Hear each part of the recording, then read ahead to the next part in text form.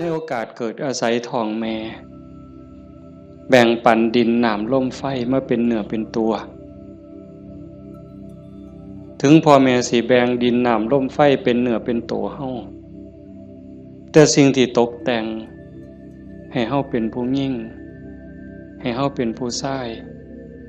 เป็นคนขี้ร้ายเป็นคนงามเป็นคนโง่เป็นคนฉลาดเป็นคนถูกเป็นคนรวยอันนั้นขึ้นกับบุญเนี่ยขึ้นกับบุญกับบาปที่ได้เฮ็ดได้สร้างได้ทำไว้ตั้งแต่อดีตก่อน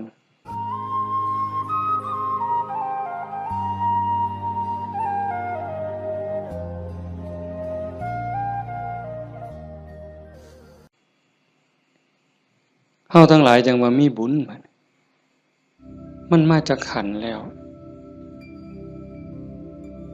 หนีจากนรกพ้นนรกพ้นเปรตพ้นอสุรกายพ้นสัตว์เดรัจฉานได้มาเป็นคนยกระดับจากคนมาเป็นมนุษย์มีศีลมีธรรมเข้าใจในเรื่องเล่าวของชีวิตแก้วแหวนเงินทองเฮาก็หาอยู่ประกอบสัมมาอาชีพเลี้ยงปากเลี้ยงท้องเลี้ยงลูกเลี้ยงหลานอยู่2 มื้อ 3 มื้อที่เฮามาอยู่ในสวนธรรมเนี่ยขันไปค้าไปขายเด้มันสิได้จักบาทผู้บางคนได้เป็นพันผู้บางคนได้เป็นหมื่นแต่ญาติโยมคิดว่าเอาไว้ซะก่อนแก้วแหวนเงินทองก็มีค่าอยู่มีประโยชน์อยู่แต่มันบ่สู่บุญบ่สู่บุญบ่สู่กุศลบุญกุศลจะเฮ็ดให้เฮาดียิ่งขึ้นไปกว่านี้สูงขึ้นไปกว่านี้บุญเป็นที่เพิงปุญญานิปะละโลกัสสมิงปฏิทาหุนติปานินังเพราะเหตุว่าบุญนั้นเป็นที่พึ่งของสัตว์ทั้งหลายในโลกหน้าพร้อมทั้งโลกต่อไปเพิงได้ตั้งแต่วินาทีนี้ตั้งแต่วินาทีที่เฮ็ดบุญก็เอากายเอาวาจาเอาใจนี่เฮ็ดบาปก็เอากายวาจาใจนี่เฮ็ดบาปเฮ็ดให้เกิดความทุกข์เกิดความเดือดร้อนคันแม่นเฮ็ดบาปดูๆเฮ็ดบาปบ่อยๆเฮ็ดบาปหลายๆถึงในขณะที่เฮ็ดมันสิม่วนมันสิสะใจก็ตามแต่จักมื้อหนึ่งเวลาหนึ่งมันจะเดือดร้อนในข้าวที่มันลุ่มหลงมันก็บ่ย้านหยังดอกอย่างคนไปรักของเขาคนฆ่าเขาเนี่ยฆ่าสัตว์ลักทรัพย์ประพฤติผิดในกามล่วงเกินลูกหลานสามีภรรยาผู้อื่นนอกใจผัวเมียเจ้าของก็แล้วแต่ขี่ตัวใส่หลายป้ายสียุโยงให้แตกเหล่าสามัคคีตอนเฮ็ดตอนทำตอนกำลังมั่วเมาอยู่นี่ก็บ่ย้านหยังก็คิดว่ามันบ่มีผลแต่บัดฮอดเวลาหนึ่งมันจะเกิดความเศร้าหมองเกิดความย้านแต่มาว่าทุกคนเนี่ยแม่นสิปากคำเว้ายืนยันนักแน่นว่าบ่เชื่อดอกว่าบาปมีบุญมีชาติหน้าชาติก่อนนรกสวรรค์บ่มีดอกนั่นก็เว้าแต่ปากซ่อมมึงโลดคันมีคนแนวนั้นอยู่ใกล้เฮาปากว่าบ่ย้านแต่ว่าใจส่วนลึกเนี่ยมันยังมีอยู่วันๆอยู่คือกันบัดยามเจ็บยามไข้หรือยามที่บาปกรรมมันตามท่านตกทุกข์ได้ยากลำบากลำบนตอนนั้นสิกระวนกระวายเป็นทุกข์ตั้งแต่ยังมีชีวิตอยู่แต่ขันคนที่เชื่อมั่นอยู่แล้วว่าบาปมีบุญมีชาติหน้าชาติก่อนนรกสวรรค์มี ขันเผลอไปเฮ็ดบาปปั๊บด้วยความคิดไม่ออกในเคยเป็นคิดบ่ดีบ่งามกับพ่อกับแม่กับครูบาอาจารย์พระสงฆ์องค์เจ้าเพียงแค่ความคิดแวบนิดเดียวเศร้าหมองเดือดร้อนทันทีเห็นบ่ได้โดนเลยเด้อากาลิโกเลยเด้เกิดทุกข์เกิดเดือดร้อนทันทีบาปคือความทุกข์คือเครื่องเดือดร้อนในปัจจุบันส่งผลไปเรื่อยๆขันกำลังบาปมันแห้งมันยังส่งผลอยู่เจ็บไข้ไก่ล้มไก่ตายมันก็หลอกล้อนผ้าจิตตกไปสู่อบายนักสุดลงสู่นรกเบาลงมาเป็นเปรตอสุรกายเบาอีกเป็นสัตว์เดรัจฉาน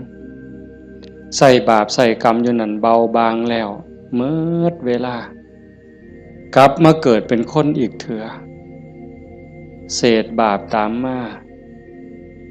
พิการหูหนวกตั้งแต่เกิดผู้บางคนตาบอดตั้งแต่เกิดผู้บางคนอวัยวะบ่สมส่วนผู้บางคนอวัยวะครบคือหมูตีนครบมือครบแข้งขาครบแต่ว่าขี้ร้ายโยมว่ามันถูกซ้ำใดเห็นหมู่เขางามเจ้าของก็นั่งเศร้าซองก็โจกงามเลยจะเป็นอุกจะเป็นอังลังเถือก็หน้าตาดีแต่พิการมันมีแนวเหตุให้กลุ่มใจทุกข์ใจอยู่หั่นบ้านเมืองเขามีมือ10 นิ้วมือ10 นิ้วเจ้าของพันมี9เป็นตะยูว่าบัดนี้ไหว้พระยามใดก็จักสิเสียงจักสิเฮ็ดจังได๋ขาดก็บ่ดีคันเกินมา11 นิ้วแล้วบัดนี้สิ่งเหล่านี้เป็นผลของบาปที่ตามมาเล็กๆนะคันแม่นว่าอวัยวะก็คือหมู่อยู่หน้าตาก็พอไปวัดไปว่าก็บ่พอสิอายคนปานใดแต่ว่าทุกข์ล่ะเฮ็ดเวียกปานไฟไหม้มือไหม้ตีนคำบ่ได้ยืนขึ้นบ่ได้อยู่แต่บ่พออยู่พอกินจักเถื่อเอาคันให้อีกแนวนึงดีล่ะพ่ออยู่พ่อกินหน้าตาก็พ่อไปวัดไปว่าแต่ว่าได้ผัวขี้เหล้าเป็นจังได๋คันสิป้ามันก็ฮักอยู่ได้เมียปล่อยเก่งบัดนี้เป็นจังได๋เจ้าพ่ออยู่บ่บัดนี้ก็ยังว่าคู่กรรมคู่เวรเอาให้อีกก็ได้ผัวก็ดีเมียก็ดีบอกกันอ้อมแอมปานเทวดาแต่ว่าลูกปานผีบัดนี้ผานมันอย่างเดียวนอนก็บ่หลับกลางเว้นก็เป็นทุกข์กลางคืนก็เป็นทุกข์คิดยากแต่น้ำลูกชายก็พอแห้งแล้วลูกสาวก็พอแห้งแล้วนั่นคือผลบาปแต่บุญล่ะบุญเป็นสื่อของความสุขเป็นสื่อของความดีความงามนำมาซึ่งความเจริญในขณะที่เฮ็ดปั๊บเฮ็ดบาปก็เอากายวาจาใจเฮ็ดบุญก็เอากายเอาวาจาใจนี่เฮ็ดแต่ว่าบุญเฮ็ดแล้วมีความสุขบ่ต้องรอชาติหน้ายังไม่ออกมาในสวนธรรมกราบพระปั๊บบ่แม่นกราบตามธรรมเนียมเนี่ยกราบด้วยความเข้าใจว่าเฮากราบพระรัตนตรัยพระพุทธเจ้าพระธรรมพระสงฆ์พระพุทธะนี่อยู่ในใจกราบลงไปโดยสำนึกขึ้นขององค์สมเด็จพระบรมศาสดามันเกิดความอิ่มใจเกิดปีติสิสังเกตไม่ออกสังเกตเจ้าของอยู่ว่าเวลาเฮานั่งสมาธิเนี่ยคือภาคค่ำเนี่ยแหละภาคแรงเนี่ย5 โมงแรง6 โมงแรงนั่งสมาธินิ่งๆหอดเวลาทำวัด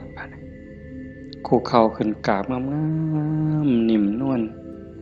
คือกราบไปบนหลังพระบาทของพระพุทธเจ้ากราบลงไปบนหลังตีนเอาภาษาเฮาเอาหน้าผากแตะ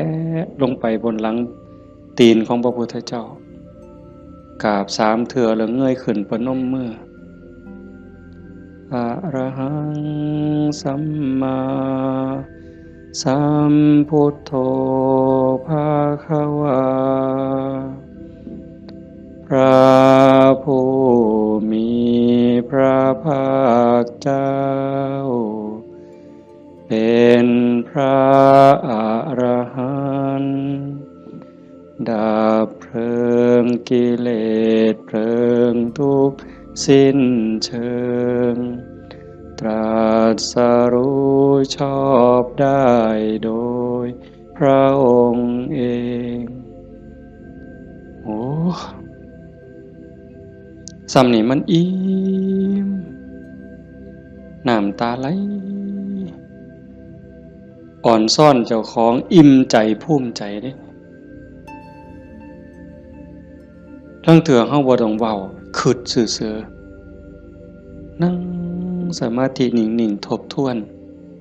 พระพุทธเจ้าเพิ่นเป็นไผมาจากไสเฮ็ดจังได๋ได้เป็นพระพุทธเจ้า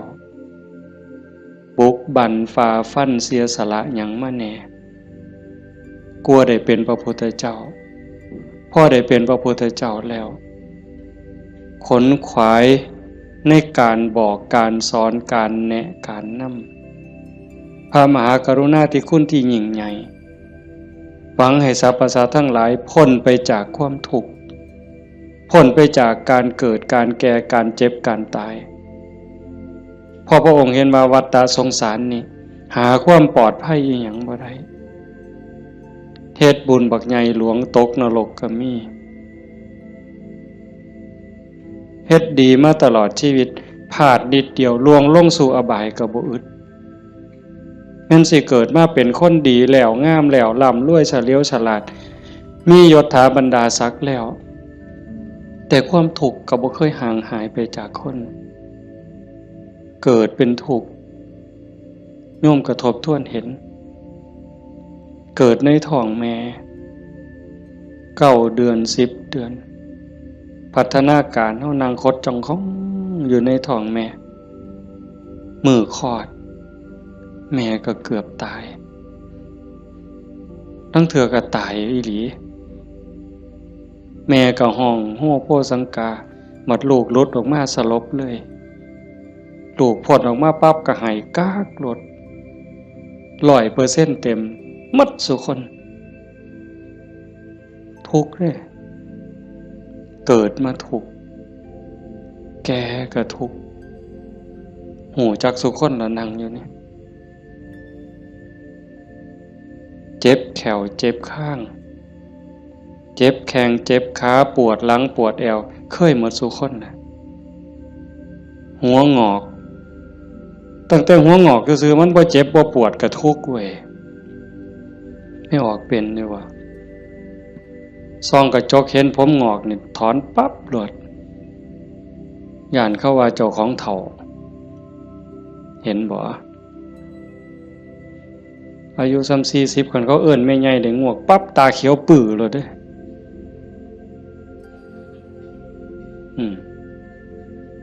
แต่คันอายุ60เขาเอิ้นน่าสาวอายุปานใดล่ะ60โอ้ว่าแต่แม่น45หนูกินฮอดข้าวบ่เลยเป็นบ้าเด้นี่ดีใจอ่ะเห็นบ่เฒ่าก็เป็นทุกข์เจ็บก็เป็นทุกข์ตายล่ะคนตายตอนมันตายแล้วมันบ่ทุกข์ดอกร่างกายหั่นแต่ว่าความรู้สึกนึกคิดน่ะมันห่างย่านตอนบ่ทันตายเนี่ยมันย่านเป็นหยังจังย่านหันคำถามแนวนี้เป็นหยังจังย่านตายบ่มั่นใจในเจ้าของที่จริงกันเฮาเฮ็ดบุญเฮ็ดกุศลสร้างคุณงามความดีไว้เพียงพอมันสิย่านเฮ็ดหยัง อาตมาคือกันอาตมาย่านตายไม่ออกยังย่านตายอาตมาย่านอาตมาตกนรกนี่หม่องมันแมนนี่หลีบัดนี้คันว่าตายปั๊บอาตมาจะไปเกิดเป็นเทวดามีสวรรค์วิมานกว้างใหญ่มีบริวารล้อมหน้าล้อมหลังมีทิพย์หมดจังสิไปเกิดเป็นพรหมจังสิไปย่านเฮ็ดหยังบัดนี้ก็สามเฮาสิหนีจากบ่วข้วยนอนจะขี้ตมจะขี้งัวขี้ข้วยไปขึ้นปราสาทมีเครื่องหย้อมเครื่องท่ามีความหอมเต็มสะดวกสบายเฮาก็บ่ได้ย่านแต่นี่มันสิตกลงไปหลายกว่าเก่าเนี่ยมันก็เลยย่านแม่นคือบ่อาตมาบ่ฮู้ดอกโยมก็คิดเอาเองว่าโยมย่านคืออาตมาบ่ตายมันทุกข์บางเทื่อก่อนตายเนี่ยญาติโยมนี่คนประพฤติปฏิบัติธรรมไปร่วมงานศพดูๆไปเยี่ยมคนป่วยบ่อยๆนี่ได้น้อมธรรมเข้ามาใส่ตนซ้ำใดเห็นคนเจ็บคนป่วยทรมานโอ้ยบัดฮอดข้าวเจ้าของสิเป็นจังไดน้อคือดูพอพระพุทธเจ้าเพิ่นบอกว่าโอปนญิโกควรน้อมเข้ามาใส่ตนเลือกได้อยู่บ่ล่ะโยมโอ้ยผู้ขาสิเลือกเอาตายด้วยโรคอันนี้ดอกสิเอาไหลตายดอกเอาง่ายที่สุดแล้วเด้นี่เอาวะกินข้าวอิ่มๆกับลูกกับผัวกับเมียแล้วนอนหลับแล้วตายไปเลยนี่ง่ายที่สุดแล้วเอาวะยังบ่ทันหันเอาอยู่เด้นี่ขนาดวิธีที่ดีที่สุดสบายที่สุดล่ะเด้ขันไปเว้าถึงพวกเจาะข้อหายใจบ่ได้เจาะข้อว่าท่านก็ป้อนอาหารทางสายยางเจาะสวงเอาเงี้ยวออกบัดนี้เลือดก็ใส่ทั้งแขนข้างนึงน้ำเกลือก็ใส่แขนข้างนึงออกซิเจนงุ่มดังอีกเจาะสวงเอาน้ำออกบัดนี้อุ้ยผู้ใดคิดว่าเจ้าของสิบ่ถูกแนวนั้นแน่อยู่นี่ยกมือขึ้นเบิ่งบ่มีหลักประกันหยังเลยพระพุทธเจ้าเป็นผู้มีพระมหากรุณาธิคุณคิดเห็นบุญคุณของพระองค์เที่ยวบอกเที่ยวสอนจากป่าสู่ป่าจากเขาสู่เขาจากกระท่อมของคนขอทานฮอดปราสาทราชวังของพระราชามหากษัตริย์คิดเห็นบุญคุณของพระองค์จังซี่เฮาได้มาเฮ็ดนำทำตามมันเป็นบุญแน่ๆคิดพ่อคิดเห็นนั่งสมาธิพิจารณาไปเกิดอิ่มใจพอใจสุขใจเดียวนี้คิดเบิ่งเจ้าของมันถึงสิเกิดบ้านนอกคอกหน้าบ้านป่าขาดอนบ่ร่ำรวยเป็นแสนเป็นล้านคือเพิ่นแต่ว่าเฮามีวัดมีครูบาอาจารย์มีพี่มีน้องที่รักศีลรักธรรมเฮามีสัมมาทิฏฐิมีความเห็นถูกเห็นตรงตามคำสอนพระพุทธเจ้าอย่างน้อยๆนี่เชื่อว่าบาปมีบุญมีชาติหน้าชาติก่อนนรกสวรรค์มีเฮ็ดดีก็ย่อมได้รับผลดีเฮ็ดชั่วก็ย่อมได้รับผลชั่วพระพุทธศาสนาสอนเรื่องเหตุเรื่องปัจจัยเพราะสิ่งนี้มีสิ่งนี้จึงมีหวานพืชจังไดก็ได้ผลจังซั่นอ่อนซ่อนเจ้าของภูมิใจในเจ้าของแม่นสิเกิดบ้านนอกคอกหน้าทุกข์ยากปากหมองบ่ร่ำบ่รวยบ่สวยบ่งาม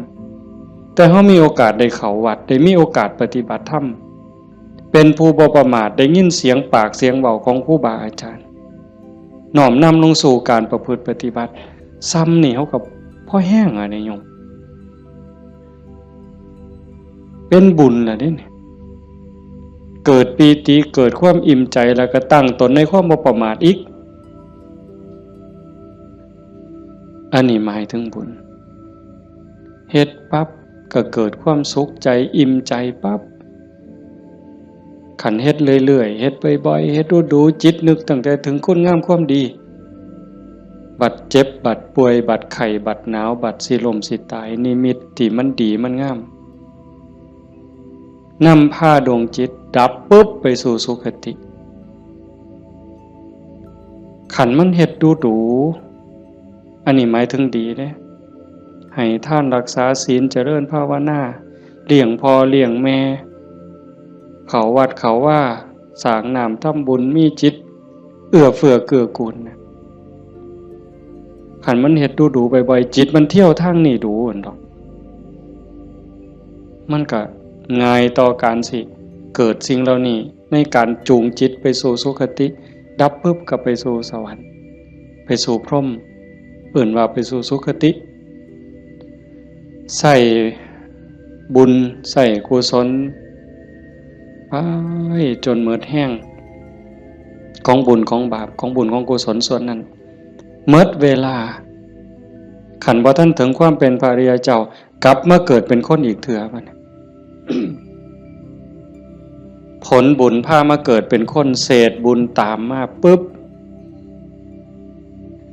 รูปร่างหน้าตาผิวพรรณสวยสดงดงามมีความอ่อนหน่อมอ่อนโยนมาแต่ต้นเกิดในตระกูลสูงเชื่อผู้ดีให้ทานมาหลายๆด้วยจิตศรัทธารวยตั้งแต่เกิดแต่มาว่ามาหลายปีแล้วขันคนให้ทานด้วยความศรัทธาด้วยความเลื่อมใสเฮ็ดด้วยความจริงใจผลมันให้รวยบางเทื่อรวยตั้งแต่เกิดบ่ทันมื่นตาซ้ำปู่ย่าตายายเตรียมฝากธนาคารไว้ให้เปิดบัญชีไว้รับเป็นร้อยล้านพันล้านล่ะเห็นบ่ล่ะนั่นคืออานิสงส์ของศีลของทานของบุญของกุศล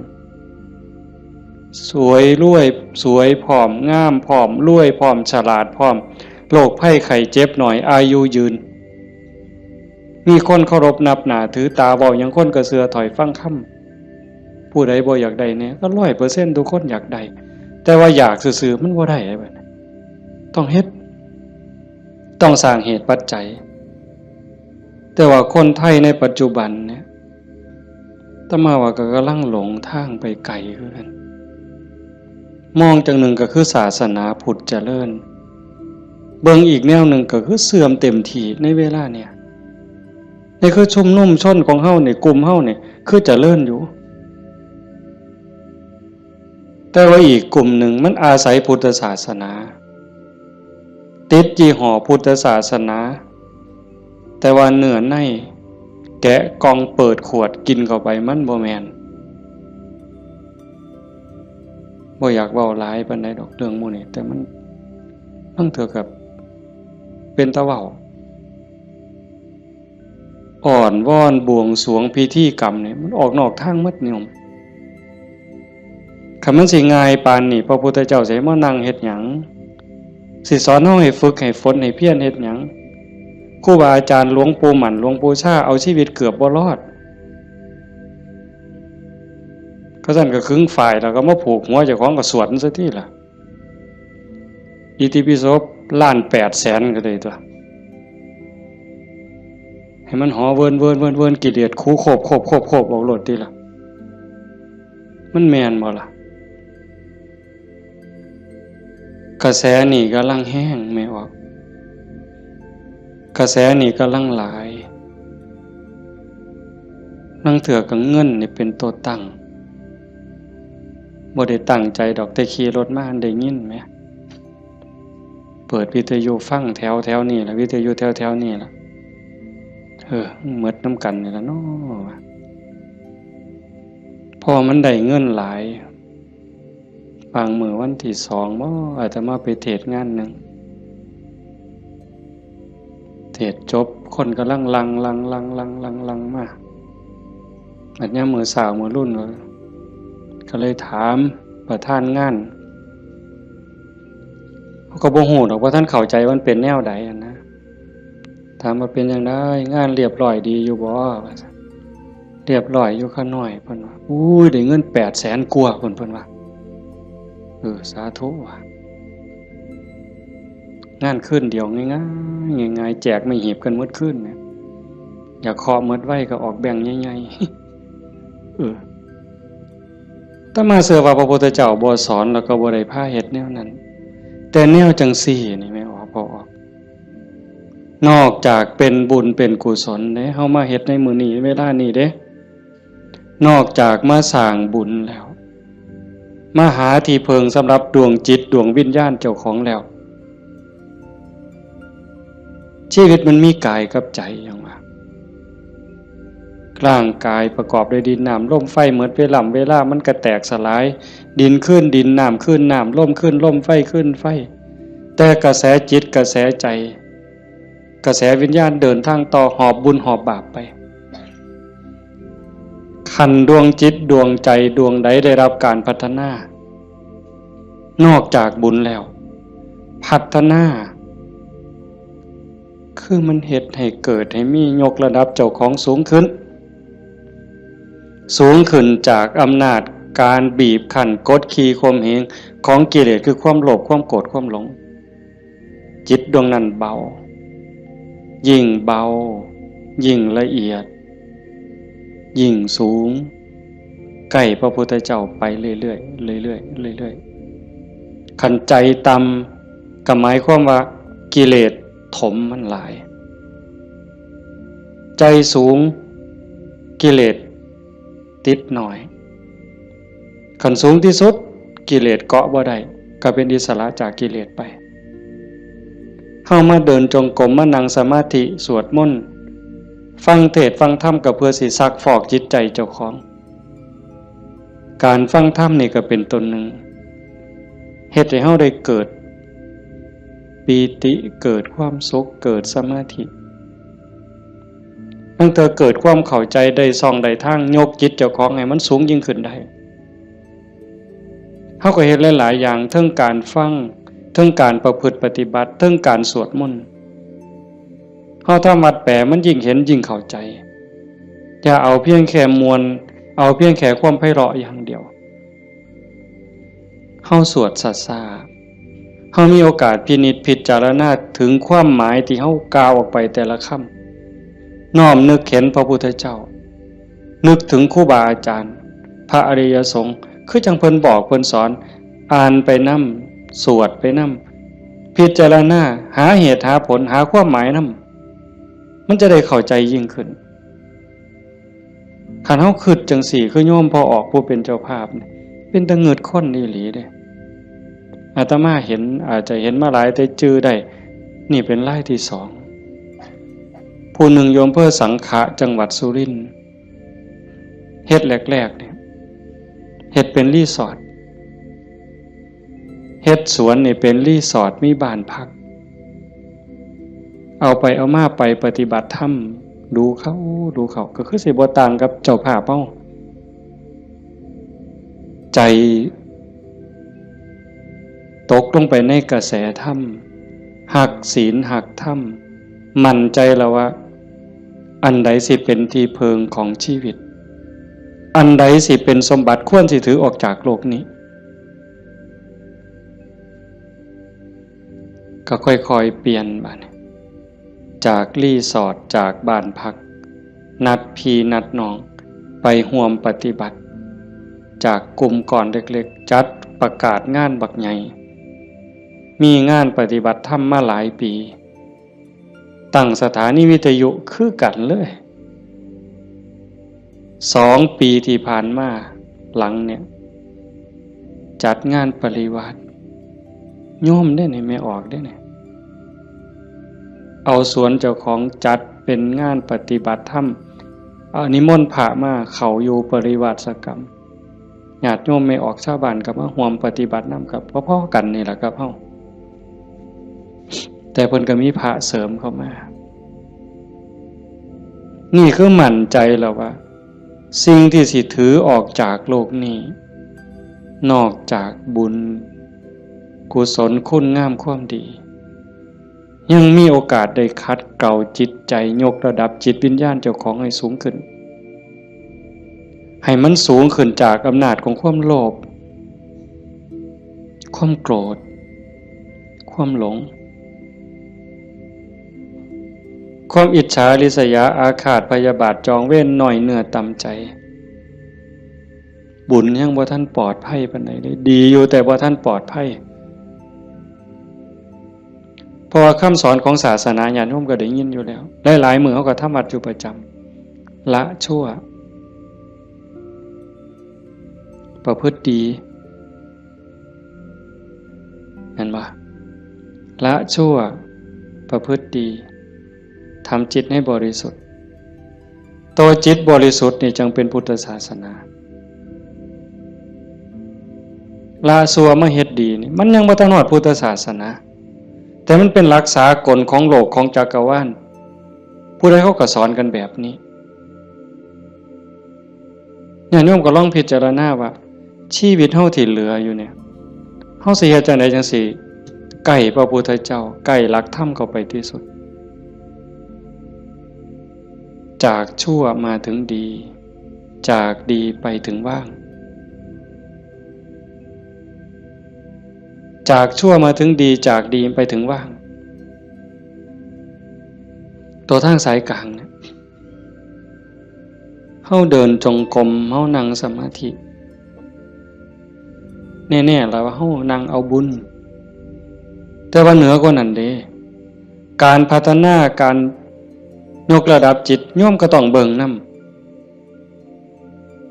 ำเพราะว่าธรรมะคำสั่งสอนของพระพุทธเจ้ามันปฏิบัติได้บ่จำกัดการสวากขาโตภควตาธัมโมพระธรรมเป็นสิ่งที่พระผู้มีพระภาคเจ้าตรัสไว้ดีแล้วเฮาสวดมนต์ว่าจังซี่ดีนี่หมายความว่าจังได๋ดีก็หมายความว่าบ่ชั่วตอบแบบพี่บ่าเว้าเด้ดีคือบ่ชั่วแต่ในความหมายนั้นดีแล้วหมายความว่าบ่ขาดพระพุทธเจ้าสอนไว้ตรัสไว้บ่ขาดแล้วก็บ่เกินพอดีสำหรับการดับทุกข์สำหรับการสร้างบุญสร้างกุศลสร้างประโยชน์กับส่วนรวมแล้วพอดีสำหรับการดับทุกข์บ่ต้องเติมเข้าไปอีกแล้วก็บ่ต้องเอาออกคำสอนเนี่ยบ่ต้องเอามาเติมคันพวกมาเติมกลายเป็นสัตว์ทำปฏิรูปเป็นของปลอมไปมองศาสนาสิฟันเฟื่อนมองเฮาสิหลงทางเสียเวลาของชีวิตเฮ็ดไปก็เสียเงินเปล่าเสียเวลาเปล่านั่นคือมันเป็นสัตว์ทำปฏิรูปเป็นของเกินเป็นของไร้สาระแต่ว่าตื่มเข้ามายัดใส่พระโอษฐ์ของพระองค์ว่าอันนี้พระพุทธเจ้าตรัสนี่คือเหตุการณ์หลายๆอย่างอยู่ในเวลานี่ในสังคมชาวพุทธเฮาบ่ขาดแล้วก็บ่เกินสวากขาโตภควตาธัมโมพระธรรมเป็นสิ่งที่พระผู้มีพระภาคเจ้าตรัสไว้ง่ายแล้วนอกจากดีแล้วก็ง่ายนำเพียงจังว่าง่ายเป็นเหมือนกับเปิดของที่ปิดของที่ถูกปิดอันไหนเป็นคนปิดความบ่ฮู้อวิชชาความบ่ฮู้โมหะความหลงความมืดมันครอบงำจิตใจของเราสัตว์มาชั่วอนันตกาลจนเจ้าชายสิทธัตถะเสด็จออกบวชบำเพ็ญเพียรบารมีได้ตรัสรู้ใต้ต้นพระศรีมหาโพธิ์ก่อนพุทธศักราช45ปีนั้นจึงเปิดขึ้นมาได้นักบวชก่อนพระองค์เนี่ยเฮาสินับหลายปานใดเป็นหมื่นองค์หมื่นศาสดาหมื่นครูอาจารย์ที่แสวงหาแต่ว่าบ่มีผู้ใดพ่อเปิดบ่ออกบุญบารมีบ่ถึงแต่เจ้าชายสิทธัตถะบำเพ็ญบารมี20อสงไขยกำไรแสนมหากัปบารมีเต็มเปี่ยมจังสามารถเปิดของที่ปิดหงายของที่คว่ำจุดแสงสว่างในที่มืดบอกทางแก่คนหลงทางนี่คือคำสอนของพระพุทธเจ้าเด้เปิดของที่ปิดหงายของที่คว่ำบอกทางแก่คนหลงทางจุดแสงสว่างในที่มืดก็จังว่าตรัสไว้ง่ายแล้วธรรมมันอันมีส่วนขี้ริ้วพระองค์เฉือนออกหมดสิ้นแล้ว ตัวใดมันเฟือมันฝุ่มเฟื่อยเป็นเรื่องไร้สาระเฮ็ดให้เสียเวลาพระองค์ปาดออกเฉือนออกหมด คือกันครับใบใหม่เมดป่าแต่พระองค์นำมาสอนซ้ำกับกำใหม่ในมือใบใหม่ในกำมือเนี่ยม่วนหลายมันบ่เป็นประโยชน์บ่เป็นไปเพื่อการดับทุกข์มันอาจเสียหลายคือกับใบใหม่ในป่าสูตรนั่นสูตรนี่สูตรยารักษาโรคสูตรสะเดาะเคราะห์ต่อชะตายังก็จะบอกกันทุกซุมื้อเสริมดวงเสริมมงคลยังก็แล้วแต่วิชาที่มันบ่เป็นไปตรงไปเพื่อความดับทุกข์พระองค์บ่เอามาสอนเฉือนออกบ่เอามาเว้าถือเป็นเรื่องไร้สาระเป็นหยังจังเอาแต่สิ่งที่มันเป็นประโยชน์ล้วนๆเอาแต่แก่นเพราะว่าวันเวลาของชีวิตเฮาบ่พอโยมชีวิตหนึ่งๆเฮาบ่พอสำหรับการจะปลดเปลื้องกิเลสออกจากใจเป็นเรื่องรีบด่วนวันเวลาของชีวิตเฮามันบ่ถึง100 ปีจะคนเนี่ยเห็นบ่เบิ่งดีๆเด้เฮาเกิดมาอยู่ในโลกนี่มันบ่เกิน100 ปีหลายคนอยู่นี่60แล้ว70แล้วอายุจน70หัวงอกแขวหักแล้วเนี่ยกิเลสลดลงหรือยังถามเจ้าของบ้างยังเครียดให้ลูกเขยบ่เครียดให้ลูกไผ่บ่ไปตักอาหารยามมื้อเช้านี่มันอยากได้หลายเกินจำเป็นบ่นั่งเถื่อตักไปก็อันนี้ก็สิเป็นตาแซ่บอันนี้ก็สิเป็นตาแซ่บตักไปตักมาแงกเบิ่งถาดโอ้มันสิกินหมดบ่พ่อละเพิ่นว่าย่างสิวิโตเฮ็ดบักสมยังถอยกลับหลังมาอีกอยู่2 ก้าวกำปึ๊บอีกอยู่นี่คือเฮาพัฒนาบ่ทันไปเนี่ยตอนนี้อายุ70นี่เอาบักสมมาหน่วยนึงยังบ่พอยังเอาหน่วย2ไว้เสียงไว้ให้หลานอยู่มื้ออื่นมื้อเนี่ยเจ้าว่ามันของเล่นซั่นบ่กิเลสเนี่ยสิเอาชนะมันแนวใดหลายภพหลายชาติหลายแสนชาติล้านชาติมาแล้วที่เฮาแพ้มาตลอดแต่ว่าก็ใครแน่ชาตินี้ได้มาเป็นคนสู่ตอนในสนามนี่เวทีนี่ก็แม่นนักมวยนี่คือเวทีแก้มือแม่ว่านัดล้างตาก็แม่นการแก้มือกันเป็นกีฬาหยังก็ตามนี่เป็นไฟหนึ่งเป็นเกมหนึ่งที่เฮาสิเอาชนะมันแต่ตอนนี้จากยกแรกมาจนฮอดยก5นี่เฮาถึกมาสะบักสะบอมเนี่ยนับ8ก็หลายรอบแล้วอีกบ่ถึงนาทีแล้วเด้มันสิหมดยก5นี่สิหวังน็อกอยู่บ่เจ้าสิถึกศอกกลับเขามิดอ้อยซอยอีกยกนึงบ่จักนี่ต้องมึงเห็นเด้จังว่าพระพุทธเจ้าเพิ่นเฉือนออกหมดสิ้นแล้วเอาแต่เรื่องทุกข์เรื่องดับทุกข์จ่อเข้ามาคันเอาเพราะท่านเข้าใจซ้ำนั้นอ่านความรู้สึกเจ้าของบัดเฮามาเดินจงกรมนั่งสมาธิซ้ายย่างเนาะขวาย่างเนาะสิย่างพุทโธก็แล้วแต่ย่างเฮ็ดหยังอาตมาอาจสิเว้าบ่ถูกเด้ญาติโยมอาจจะเข้าใจกว่าอาตมาก็เว้าไปตามบ่าซั่นเนาะย่างเพื่อฝึกสติเพื่อเพิ่มความถี่ของสติสัมปชัญญะสติคือความระลึกได้สัมปชัญญะคือความรู้ตัวฝึกบ่อยเฮาเผลอนี่เอาวันนี้เรื่องบุญน่ะมันของตายอยู่แล้วไม่ออกบ่ออกเรื่องบุญน่ะของตายเพียงแค่เฮาตั้งอกตั้งใจมีศรัทธามาเฮ็ดให้บุญของตายมันได้อยู่แล้วจากชั่วมาถึงดีจากดีมาถึงว่างจากบาปมาถึงบุญจากบุญไปถึงว่างเนี่ยบุญน่ะของตายเฮาเพียงแค่มีศรัทธามานี่มันมหาศาลแล้วบุญเป็นต้นหนุนแต่เฮาสิเอาดีกว่านั้นบ่คันเจ้าดีกว่านั้นทุกอย่างก้าวที่เฮาย่างซ้ายหูว่าซ้ายขวาหูว่าขวาคันสิเอาขวาพุทธซ้ายโทก็ให้ฮู้อย่าให้จิตออกนอกปกติคนเฮานี่จิตมันสิส่งออกนอกย้อนไปอดีตบ้าง มื้อวานมื้อก่อนปีกาย10 ปีก่อนยังเอามาคิดดีบ่ดีก็ให้คือเห็นแนวเป็นตะทุกข์หลายเศร้าหลายนอนให้คือเห็นตั้งแต่10 ปีก่อนพุ่นอันนี้ก็บ่แม่นคิดไปคิดมาเห็นตั้งแต่อดีตได้ตามใจเฮ็ดอันนั้นก็แม่นหมดแน่นหมดถูกใจเจ้าของหมดนอนหัวยุ่มอยู่อันนี้ก็บ้าบ่แม่นคันบ่อยู่กับอดีตบ่นี่พูดอนาคตมื้ออื่นมื้อนี้ผู้เขาหดบ่นอพูนย่านผู้เหี่ยวอ่ะมึงติล่ะอีหล่าหลานน้อย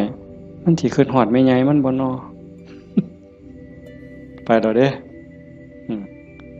อันนั้นอันนี้มันสิได้เป็นจังซี่บ่เกิดความวิตกกังวลไปข้างหน้าอันนี้ก็บ่แม่นการประพฤติปฏิบัติพระพุทธเจ้าเพิ่นบอกให้อยู่ในปัจจุบันอดีตก็ละไปแล้วอนาคตก็ยังไม่มาให้อยู่กับปัจจุบันที่เฮาพุทโธนี่คือเห็นปัจจุบันหายใจเข้าพุทนี่เห็นปัจจุบันโธออกนี่เห็นปัจจุบันในเมื่อมีสติอยู่กับปัจจุบันอันนี้เป็นเครื่องฝึกเป็นเครื่องมือในการฝึกจิตที่มันเคยวอกแวกไปอดีตแน่อนาคตแน่บ่นิ่งแน่เพราะเฮาจับไว้กับอารมณ์พระกรรมฐานผู้บางคนก็ท้องพองท้องยุบหนอพองหนอพุทโธคือลมหายใจซื่อๆเอามันมาจับไว้นี่จิตมันก็ค่อยนิ่งเข้าคันเฮาบ่ลดละความเพียรคันจะเว้าถึงสติเป็นคือกับหัวสติเตสังนิวารนังสติเป็นเครื่องกั้นหยังกั้นกิเลสคือความเศร้าหมองคือความมืดความเศร้าหมองแห่งจิตแห่งใจบ่ให้มันมาท่วมทับจิตก็คือฝึกจังซี่คันสมมุติว่าสติเป็นเครื่องหัวเป็นหลักหัวมื้อนึงคือฮอดพุทโธเทื่อนึงขาดบ่เนี่ยเมิดมื้อคือฮอดพุทโธได้เทื่อนึง2เทื่อ10เทื่อ100เทื่อก็ยังว่าห่างคันมันเป็นหลักหัวนี่ลมฮอดสร้างคันสมมุติว่าเฮ็ดไร่เฮ็ดนานี่บ่ว่าแต่งัวเขาสิมากินดอกข้วยสิมากินดอกลมฮอดสร้างหัวมันห่างนั่นแหละมื้อนี้เฮาฝึกดูๆมาเพียรปฏิบัตินี่ฝังหลักทีเขาแต่ก่อนมันห่างเป็น 2-3 เมตรสร้างเขาได้มื้อนี้ปักเขาไปกลางกึบ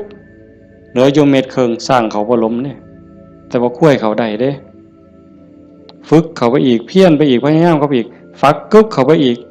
จากเมตรครึ่งเหลือ75เส้นจบข้วยเขาบ่ได้งัวเขาบ่ได้แต่ว่าหมูอาจสิเขาได้เด้ดุดมุนเลยเสียบเข้ากลางกึบเหลือ30กว่าเส้นหมูเขาบ่ได้แต่หมาเขาได้บัดนี้เพี้ยนเขาไปอีกสับเข้ากลางจาก30กว่าเหลืออยู่20 15ขึ้นไปหา20เสียบเข้าไปอีกเหลืออยู่10กว่าเส้นบัดนี้แล้วไก่ก็เขาบ่ได้เสียบเข้าไปอีกไก่เขาบ่ได้กบอาจสิเขาได้ที่เขาอีกกบเขาบ่ได้เขียดโม่เขาได้ที่เขาอีกเขียดโม่เขาบ่ได้เขาได้แต่เขียดแค่หน้าสติเฮาคือกันสติสัมปชัญญะฝึกบ่อยๆฝึกดูๆเห็นดูๆหูดูๆมันก็จะเป็นความจำหนีจำนั่นความระลึกรู้ระลึกเห็นบ่อยๆเกิดขึ้นอยู่ในปัจจุบันบ่อยๆบ่ได้แวบไปสู่อดีตบ่ได้แวบไปสู่อนาคตเกิดความตั้งมั่นเกิดความมั่นคงสติสัมปชัญญะสมาธิความตั้งมั่นได้บัดนี้สมาธิคือความตั้งมั่นแห่งจิตบ่วอกแวกปัญญารอบรู้ในกองสังขารที่มันมาหลอกจิตสังขารกลางกายก็อีกอย่างนึงสังขารคือจิตใจก็อีกอย่างนึงกายนั่งนิ่งแต่ว่าจิตมันคิดไปทั่วทิพย์ทั่วแดนในเมื่อหูจักเรื่อยๆหูจักบ่อยๆพยายามผูกมันไว้คอยตะล่อมจิตมันคือลิงเพิ่นยังว่าผูกไว้คือผูกลิงใส่หลักสติเป็นเหมือนกับเชือกองค์ภาวนาเป็นคือกับหลัก มันสิดื้อปานใดลิงมันดื้อไปโลดมันไปบ่ได้จักหน่อยมันก็ล่ามันก็ซ่าลงจักหน่อยก็นั่งจิตเฮาคือกันเฮาบ่เครียดดอกมันไปก็ปล่อยมันไประลึกได้ปั๊บก็กลับมาใหม่ระลึกได้ปั๊บกลับมาใหม่ดูเขามันก็มีทางมันก็เป็นความชินของมันอยู่จักหน่อยก็นิ่งได้พอแต่มันนิ่งมันอิ่มแน่ไม่ออกก็สิเคยเห็นหลายคนนั่นล่ะเก่งกว่าอาตมาล่ะนั่งอยู่นี่ซ่อมเบิ่งเนี่ยเกิดความอิ่มใจสุขใจคันเฮ็ดดูบ่อยๆอย่างเฮาเบิ่งท้องพองท้องยุบเห็นคักๆขณะที่ท้องพองขึ้นปุ๊บทอเส้นผมปุ๊บขึ้นมาก็เห็นยุบลงปุ๊บทอเส้นผมนี่ก็เห็นหายใจเข้าหายใจออกคือกันในนี่มันก็มีการเกิดดับเห็นอยู่ในเมื่อในทางสัตว์ปั๊บเกิดปีติเกิดความสุขเกิดอิ่มใจอันนี้เล็กๆดอกของเล่นน้อยๆขนาดบางเถื่อเฮาเฮ็ดดูบ่อยๆจนได้หูจักมันแน่แล้วบัดเกิดมื้อนึงเวลานึงเฮามีเรื่องต้องคิดต้องอ่านมันหนหูหนหวยกัดกลุ่มกระวนกระวายคิดพอปั๊บคิดฮอดกรรมฐานหายใจเข้าดึงลมหายใจเข้าหายใจยาวๆบึ้บหายใจออกบึ้บเย็นว่าขนลุกวืบโล่งอันนี้ก็มีก็เป็นบอนพักอีกอันนึงคันเฮ็ดจังซี่ดูบ่อยๆเฮาสิเล่นจังได๋กับมันก็ได้ไม่ออกเคยเบิ่งความคิดเจ้าของบ่นั่งเบิ่งซื่อๆเนี่ยหลังจากเบิ่งลมหายใจเข้าหายใจออกพอสมควรบัดเวลานึงเฮาอยากเล่นกับความคิดตั้งสตินั่งจังซี่ปั๊บก็หลับตาเบิ่งรูปเจ้าของนั่งหลังจากนั้นก็ย้อนเข้ามาทางในเบิ่งจิตที่มันนิ่งอยู่ธรรมชาติจิตมันนิ่งมันว่างมันสว่างเป็นประภัสสรแต่กิเลส ความโลภความโกรธความหลงนั้นมันเป็นแขกมาเยี่ยมมาเยือนชั่วคู่ชั่วข้าวเยี่ยมแล้วก็ไปเยี่ยมแล้วก็ไปแต่ว่าเฮาขาดสติบ่นี่มันเยี่ยมตลอดเวลามาทางตาแน่ทางหูแน่ทางจมูกแน่ทางลิ้นแน่ทางกายแน่รับหูรับตาไว้ก็มาทางใจคิดอยู่ตลอดนี่คือแขกในเมื่อแขกมาเยี่ยมดูจิตใจอ่อนล้าเจ้าของบ้านบ่ได้พักข้าแต่ตอนรับแขก ไม่ว่าเคยเป็นบ่ล่ะสมมุติว่าเป็นเฮาเนี่ยล่ะเดี๋ยวกับผู้นั้นมาผู้นี้มาต้อนรับอยู่หมดมื้อหมดเว้นหาข้าวหาน้ำให้อยู่ให้กินคอยเว้าคอยจาทักทายปราศัยเมื่อยเนี่ยคนบ่ได้พักก็เมื่อยก็ล้าใจบ่ได้พักก็คือกันเดี๋ยวก็โลภเดี๋ยวก็โกรธเดี๋ยวก็หลงเดี๋ยวก็ฮักเดี๋ยวก็ซังเดี๋ยวก็ย้านอยู่หั่นแต่คันเราได้เฮ็ดสมาธิได้ภาวนาจิตมันได้พักเป็นพักเกิดความหนักแน่นมั่นคงเด้เวลาที่จิตเฮามีสมาธิเกิดความหนักแน่นมันบ่เป็นสมาธิแบบที่เฮาเว้าถึงกันจนว่านิ่งสว่างดับไปเป็นชั่วโมง2ชั่วโมงเป็นมื้อเป็นเว้นก็สร้างเพียงแค่เฮาเห็นลมเข้าลมออกเนี่ยคือเห็นพุทโธติดต่อกันจัก5นาที10นาทีมันมีแห้งแท้เด้ไม่ออกหลายคนเป็นอยู่มั้งเห็นพุทโธลมเข้าก็พูดลมออกก็โธต่อกันจัก5นาที10นาทีนี่มันเกิดความมั่นคงในใจคันแม่นกกเสานี่ก็ซ้ำเสาปูนแล้วอยู่บ่ติงเด้จิตใจบ่หวั่นไหวนักแน่นมั่นคงโยกบ่ได้เห็นบ่แต่ขันไปกว่านั้นบัดน่ะอ่านเบิ่งความคิดปั๊บหูปั๊บคิดปั๊บหูปั๊บคิดปั๊บหูปั๊บ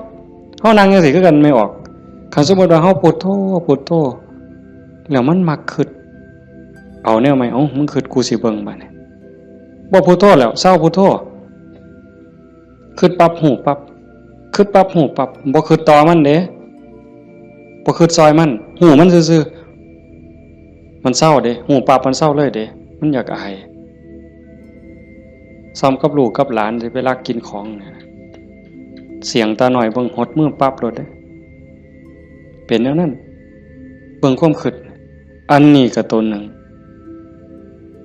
เอาไปเอามาหูขบวนการกันแรกๆตั้งเถอะมันคิดไปแล้วสมมุติคือเขียนหนังสือนี่บออานอบานไม่โทบ้านบออัวบัวออามองามฮอดพุ่นจังคิดออกฮอดม่อมาแล้วโอ้ยคิดไปหยังฮอดพุ่นตั้งสติไหมมันเขียนไหมมันอาจสิฮอดงออาบ่ทันได้ม่อมาฮอดสระปั๊บหูปั๊บคันหูรู้มันสิสั่นเข่าได้บัดแต่คันแรกๆปั๊บมันฮอดงออามองามบ้านบัวงามมันเฮาตั้งสติดีๆเอาก่อนมันมาฮอดม่อมาเนี่ยมันว่าหยังก่อนสระอาก่อนสระอาเด้งองูก่อนงองูเด้ว่าแหวนก่อนว่าแหวนมหานากาศก่อนมหานากาศบ่ใบไม้ไล่ถอยกลับมาลุ้นไปอีกสั่นเข่าคิดปั๊บหูปั๊บคิดปั๊บหูปั๊บการปรุงแต่งของจิตของสังขารมันไปบ่ได้ไกลเพราะหูมันอยู่จอบมันอยู่จากไปหอดบ้านบัวงามมันต้องบัดสุดท้ายมันหอดเพียงแค่บออาเพราะท่านไม่โทษสั่นเข้ามาหอดบอใบใหม่มัดโตเบิ่งดูบอใบใหม่เพียงแค่ขอดหัวหูจักหยุดปุ๊บเป็นได้แนวนี้ก็เป็นนะตรงมันว่างตรงมันนิ่งตรงนี้กิเลสบ่มานั่นคือจิตเดิมสะอาดบริสุทธิ์บ่พาเจ้าของถูกเข้าใจได้เลยว่าคำสอนของพระพุทธศาสนาสูงสุดเพื่อบ่ทุกข์คำสอนของพระพุทธเจ้าทั้งหมดเป็นไปเพื่อดับทุกข์เป็นไปเพื่อพ้นทุกข์จังว่าความว่างจากความยึดมั่นในความเป็นตัวเป็นตนในสิ่งที่ใดที่มีที่เป็นเฮาประพฤติปฏิบัติจังสี่คือกันเดินจงกรมนั่งสมาธิเพื่อเจริญสติสัมปชัญญะปัญญาสมาธิให้มันหูเท่าทันในเมื่อกิเลสเกิดมากระทบกิเลสคือความทุกข์คือความเดือดร้อนความเศร้าหมองต่างๆมันจะเกิดขึ้นกับจิตกับใจมันมาทางไหนมันมาทางตามันเข้าทางตาเข้าทางหูทางจมูกทางลิ้นทางกายทางใจเพิ่นเอิ้นว่าอายตนะเป็นเครื่องเชื่อมต่อภายในก็มี6ภายนอกก็มี6ตามันเป็นคู่กับรูปหูเป็นคู่กับเสียงจมูกเป็นคู่กับกลิ่นลิ้นเป็นคู่กับรสกายเป็นคู่กับสัมผัสใจเป็นคู่กับอารมณ์มันใส่ตาใดเข้าทั้งตาใดมันเข้าทั้งตาใส่หูใดมันเข้าทั้งหูใส่ดังใดมันเข้าทั้งดังใส่ลิ้นใดเข้าทั้งลิ้นรับหูรับตาไว้มันเข้าทั้งใจไปเขาฝึกสติสัมปชัญญะเพื่อให้อยู่กับปัจจุบัน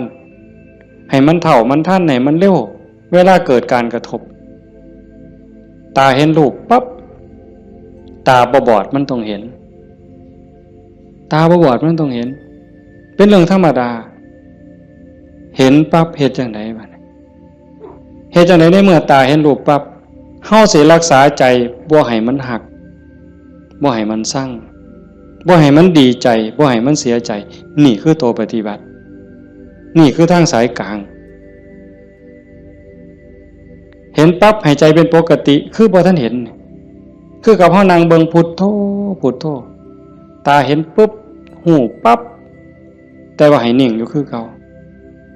อย่าให้เกิดดีใจเสียใจอย่าให้เกิดหักเกิดสั่งขันมันจำเป็นสิต้องจัดการกับสิ่งที่เฮาเห็นก็เฮ็ดด้วยจิตเป็นปกติสมมุติว่าขึ้นไปตรงเฮือนมีขี่ไก่ไปด่าไก่ก็บ่แม่นอีกปล่อยให้ไก่ก็บ่แม่นอีกละคิดเป็นตาสร้างไก่ก็บ่แม่นอีกละบ่ถึกหมดเฮ็ดให้จิตเป็นปกติยากอยู่ได้บ่ง่ายจักเม็ดไม่ออก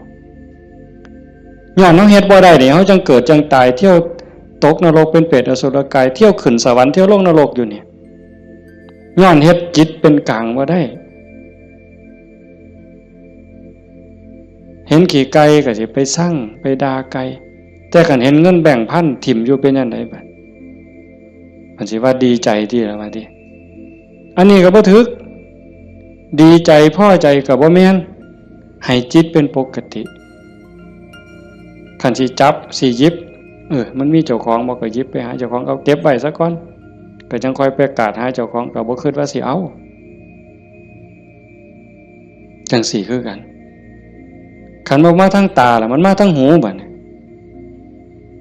สมมุติว่าเขาด่าปุ๊บได้ยินเสียงด่ามาเฮ็ดจังได๋สิเฮ็ดใจเป็นปกติบ่เสียใจบ่น้อยใจ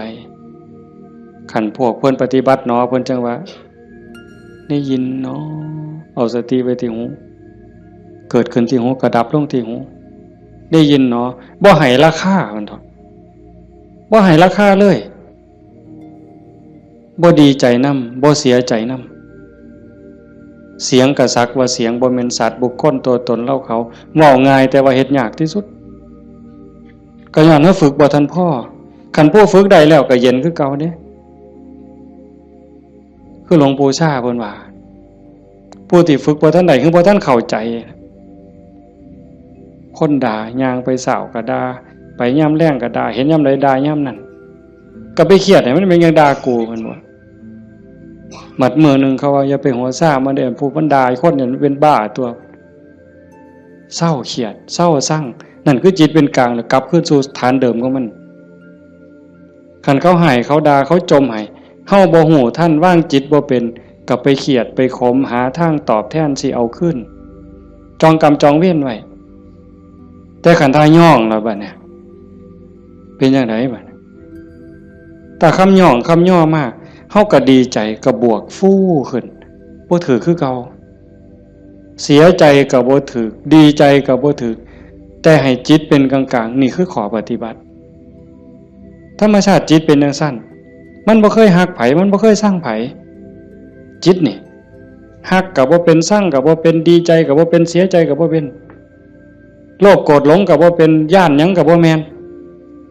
มันเป็นปกติของมันอยู่กลางๆจังซั่นแต่ว่ารักโกรธเกลียดกลัวอิจฉาริษยาน้อยเนื้อตามใจย้อนกิเลสมาย่อมแขกมาเยี่ยมเนี่ยมันพาเจ้าของบ้านป้วงเดี๋ยวนี้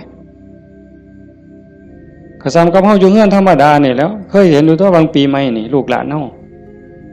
อยู่เฮือนธรรมดากับพ่ออยู่บัดหมู่มาชวนกินเหล้ามันก็เมาอยู่เฮือนเฮานั่นแหล้วเป็นจังได๋ซั่นพาเจ้าของบ้านป้วงเลยให้เฮารักษาใจเจ้าของให้เป็นปกติเฮาบ่พึงปฏิบัติเพื่อสิ่งนี้เด้โยม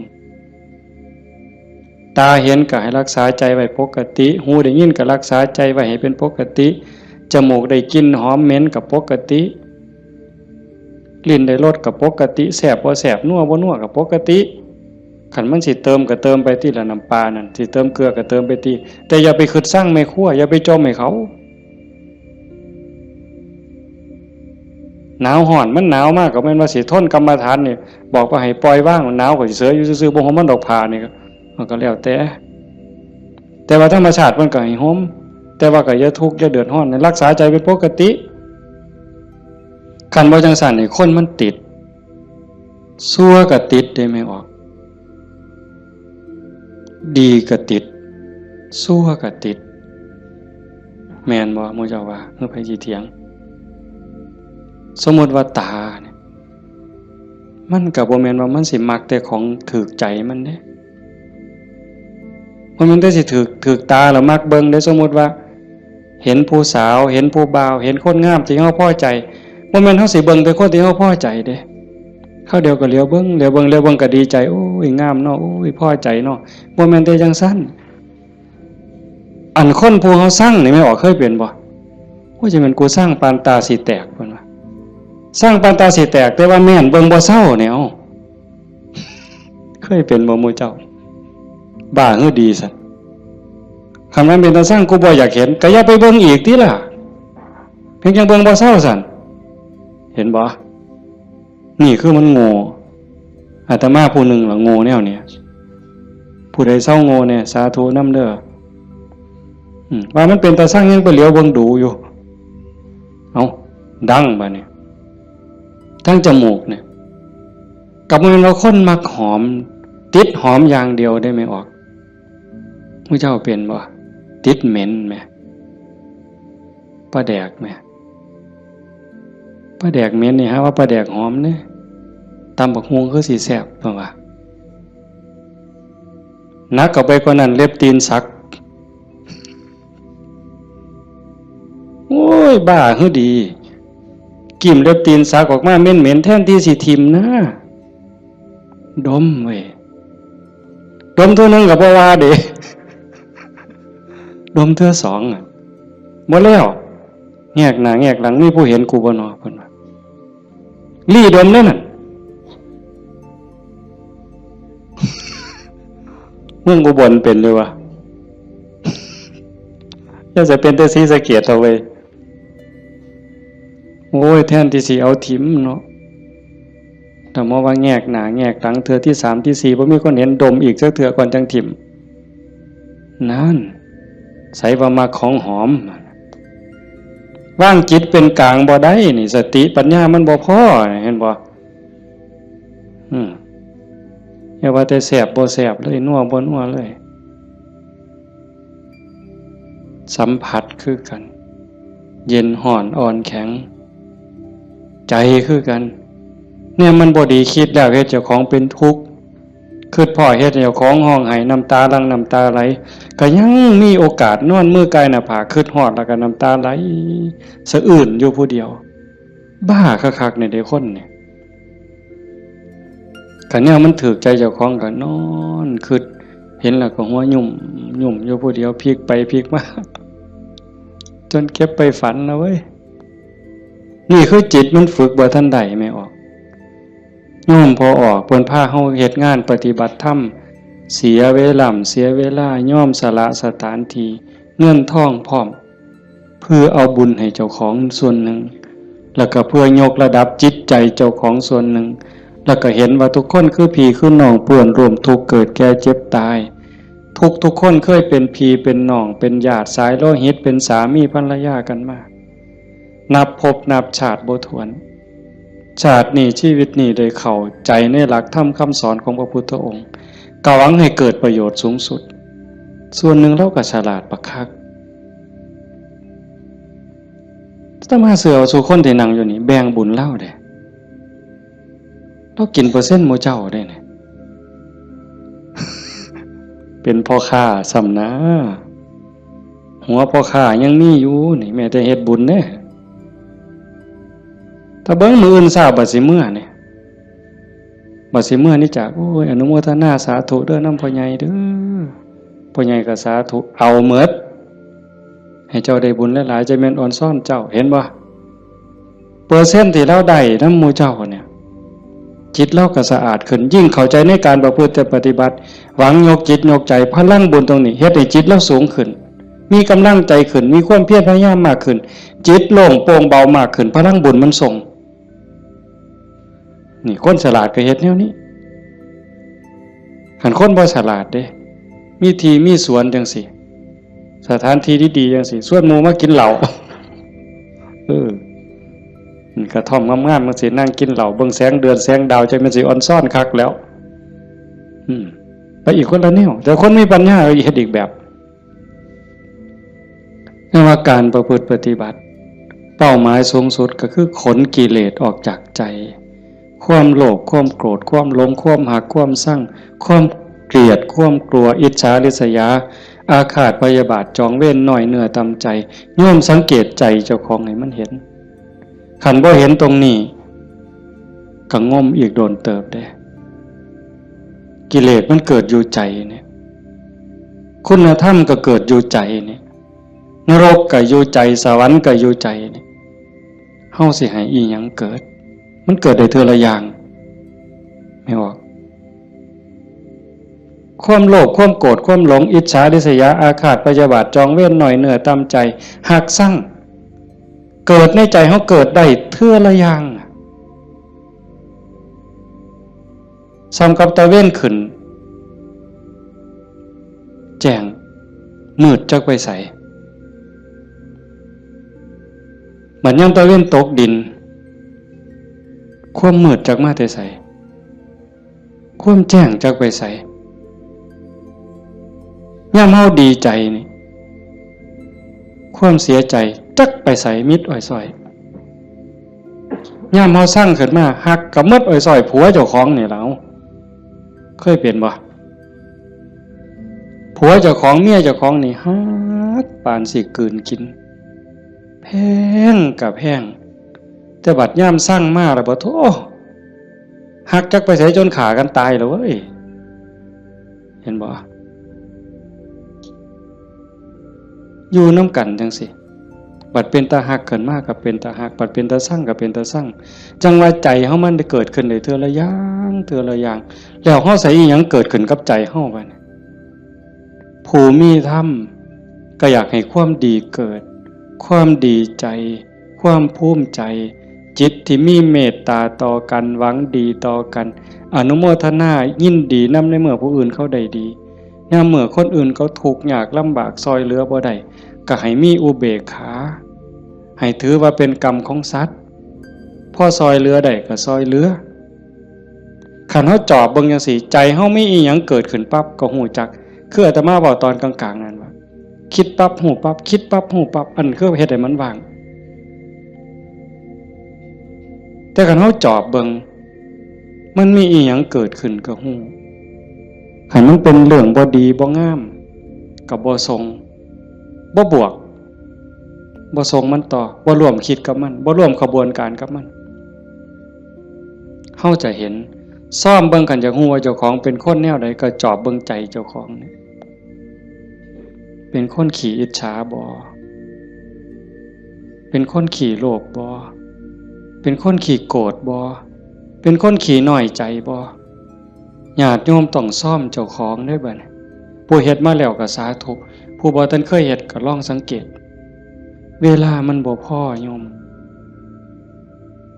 ประเด็นสุดท้ายสิเว้านำเนี่ยเวลาของชีวิตเฮาเหลือน้อยผู้บางคนเข้าวัดมา10 ปี20 ปี30 ปี40 ปีผู้บางคนหลายกว่านั้นลองเบิ่งบัด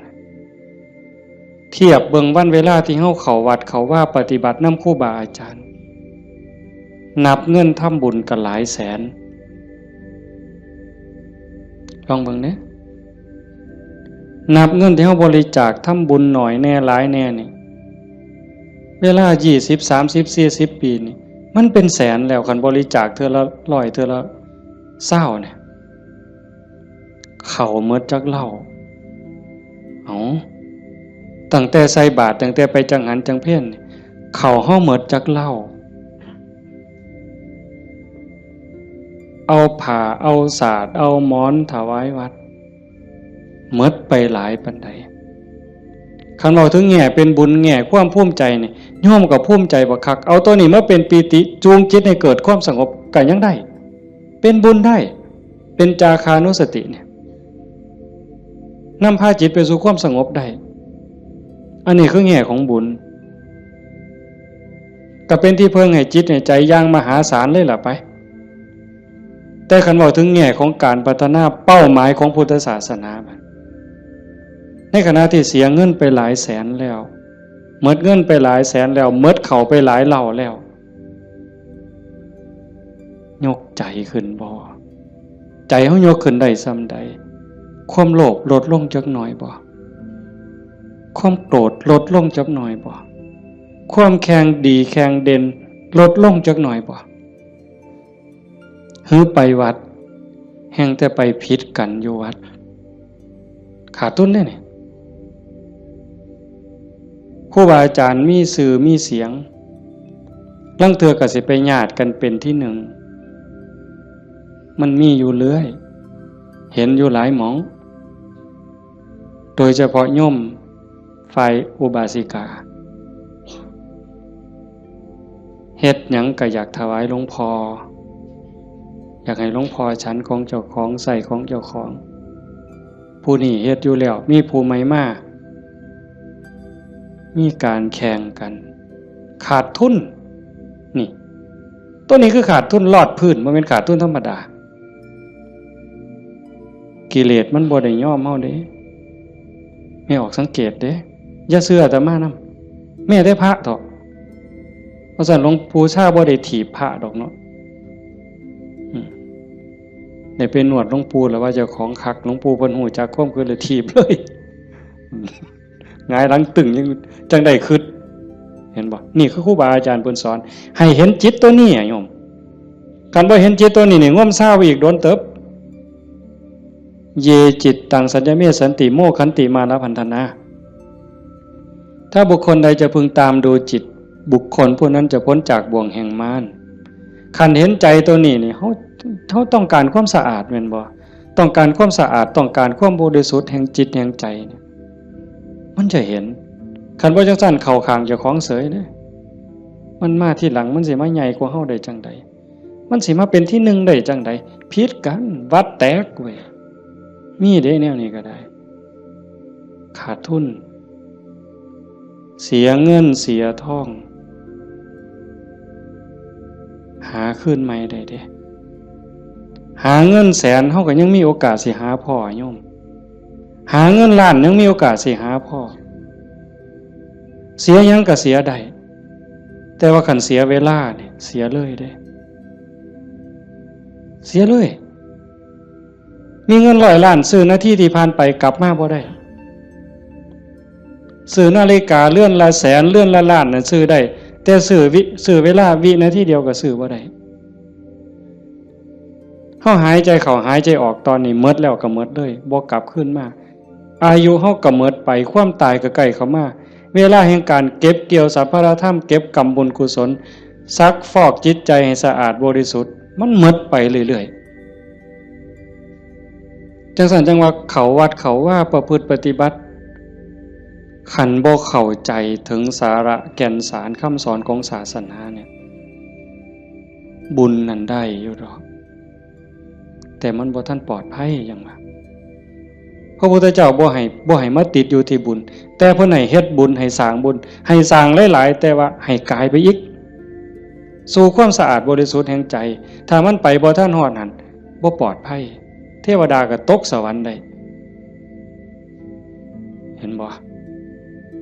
จังซั่นจังว่าในเมื่อเฮามาสู่ขบวนการปานนี้โยมพอออกผู้เป็นเจ้าภาพก็ตั้งใจปานนี้เฮ็ดดีมาปานนี้ก้าวขึ้นไปอีกก้าวขึ้นไปนี้ก่อนวันเวลาของชีวิตมันสิหมดให้พยายามเฮ็ดใจให้เป็นกลางๆหูได้ยินจมูกได้กลิ่นลิ้นได้รสกายได้สัมผัสก็เฮ็ดใจให้เป็นกลางๆสิปฏิบัติกับสิ่งที่มากระทบจากตาเห็นจากหูได้ยินจากจมูกได้กลิ่นลิ้นได้รสกายสัมผัสก็เฮ็ดด้วยสติอย่าให้รู้สึกว่าหักอย่าให้รู้สึกว่าสั่งอย่าเฮ็ดด้วยความสั่งอย่าเฮ็ดด้วยความดีใจด้วยความเสียใจอย่าเฮ็ดด้วยความหักให้จิตเป็นกลางกันเด้อจังซี่คันเฮ็ดได้จังซี่มันอ่อนซ่อนเจ้าของเด้อาตมาก็เฮ็ดบ่ทันได้ก็ยังพยายามอยู่ก็จังว่าส่วนญาติส่วนโยมเฮ็ดไปพร้อมๆกันคันบ่จังซั่นน่ะมันเสียเวลาเสียดายเจ้าของ30-40 ปีหมดเงินก็หลายแสนหมดข้าวก็หลายเหล่าหมดเวลาในการทำมาหากินเงินที่มาบริจาคข้าวของที่มาทำบุญก็หมดไปแล้วเวลาล่ะคันเอาเวลานั้นที่มาอยู่วัดอยู่ว่ามาสร้างน้ำทำบุญไปหาเงินหาทองมันก็ต้องได้ตื่มกันอีกหลายเติบมันจักเท่าแต่ว่าเฮายอมเสียสิ่งนั้นเพื่อสิแลกเอาสิ่งที่ดีที่สุดสิ่งที่ประเสริฐที่สุดก็คือใจเจ้าของเนี่ยให้ได้ใจที่มีความสงบใจที่มีความร่มเย็นใจที่เต็มเปี่ยมด้วยความเมตตากรุณายินดีมุทิตากับผู้อื่นใจที่เป็นอุเบกขาโตสติความระลึกได้แล้วก็อุเบกขาตัวว่างจิตเป็นกลางจิตที่เฉยเป็นสิ่งที่เฮาควรจะหาให้มันได้หาให้มันพอให้มันเจอก่อนลมหายใจสุดท้ายสิดับลงไม่ออกให้มันพอจิตนี่ก่อนลมหายใจสุดท้ายสิดับลงเพราะนั่นคือพุทธะพุทธะคือความสะอาดจิตที่สะอาดจิตที่สว่างจิตที่สงบ สะอาดจากหักจากสร้างจากดีใจจากเสียใจจากได้จากเสียจากบวกจากลบสว่างสวัยด้วยสติปัญญาหูเท่าท่านตามความเป็นจริงหักก็ตามสร้างก็ตามสรรเสริญนินทาก็ตามลาภยศสรรเสริญก็ตามสว่างตาโดยแสงไฟเพิ่นบอกสว่างใจโดยแสงธรรมบ่ยินดียินร้ายเห็นทุกสิ่งทุกอย่างเกิดขึ้นตั้งอยู่ดับไปอนิจจังทุกขังอนัตตากฎของแต่ละขอบงำสรรพสิ่งอยู่สะอาดสว่างสวัยโดยสติปัญญาสงบนิ่งจิตใจบ่กระเพื่อมด่ามากกับบ่กระเพื่อมย่องมากกับบ่กระเพื่อมนักแน่นคือกับหินเนี่ยจิตใจของพุทธะเป็นแบบนั้นสะอาดสว่างสงบหูเท่าท่านตื่นจากความลับไหลเบิกบานจากการที่เจ้าของบ่มีโทษตรงนี้เป็นวิชาการของพุทธศาสนาเป็นหลักที่ชาวพุทธต้องปฏิบัติอันสิไปอ่อนว่อนบวงสรวง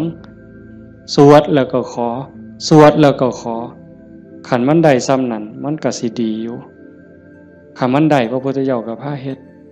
แต่ตรงนี้ที่พระพุทธองค์สอนสลบจักเถื่อกลัวสิเป็นพระพุทธเจ้าหลวงปู่ชาลำบากปานใดอาตมาเคยอ่านพอเนาะว่าสิขึ้นไปอยู่เทิงผู้ว่าบ่อยากหยุ่งบ่อยากยากนำการมาหาบิณฑบาต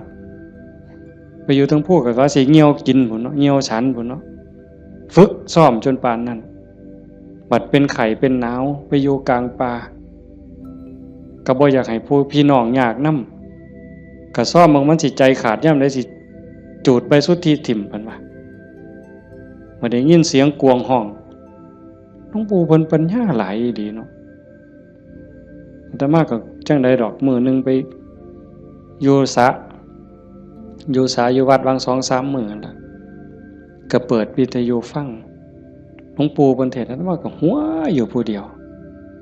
จุจ่อๆสั่นๆนี่คำสอนหลวงปู่ซ่าอยู่กับเจ้าของนี่อยู่หูดังนี่เนาะอยู่กับขนตานี่ทักมุมจ่อๆธรรมะนี่โอ้จะเป็นปัญญาคักๆเพิ่นยังว่าโอปนัญญิโกเป็นสิ่งที่ควรน้อมเข้ามาใส่ตนมันบ่อยู่ไสไม่ออกคันเวลามันสิเข้าใจมันสิฮู้เล็กๆน้อยๆนี่ดอกมันฮู้ในเจ้าของมันเห็นในเจ้าของนี่โอปนัญญิโกเป็นสิ่งที่ควรน้อมเข้ามาใส่ตนคันน้อมเข้ามาใส่ตนนั่นเป็นคำสอนของพระพุทธเจ้าคันน้อมออกไปจักแม่นคำสอนไผบัดนี้คันไปอ่อนว่อนบวงสรวงเทวบุตรเทวดาอินทร์พรหมยมยักษ์พระเจ้าทั้งหลายนี่แล้วโลดแต่ว่าอาศัยการประพฤติปฏิบัติจังว่าการฟังเทศน์ฟังธรรมให้เป็นไปเพื่อความศรัทธาความเหลื่อมใสศรัทธาปาสาทะวิริยะความภาคเพียรพระพุทธศาสนาเพิ่นสอนเรื่องความภาคเพียรวิริเยนะทุกขมัจเจติเฮาสิล่วงทุกข์ได้ก็ย้อนความเพียรพยายามของเฮาเองผู้อื่นเฮ็ดให้บ่ได้คันเฮ็ดให้ได้มีผู้วิเศษผู้ศักดิ์สิทธิ์ครูบาอาจารย์เป่าให้เสกให้ผู้ใดสิเกินพระพุทธเจ้าก็ออกว่าไผสิเกินพระพุทธเจ้าในโลกในจักรวาลเนี่ยคันมันเฮ็ดแทนได้ทำพิธีเฮ็ดให้ได้พระพุทธเจ้าเฮ็ดให้หมดเมื่อเช้าย่างบิณฑบาตหัวแต่ว่ามันก็หาเรื่องอยู่เลยปีชงเพิ่นว่าปีนี้ปีชงหยังส่งกาแฟ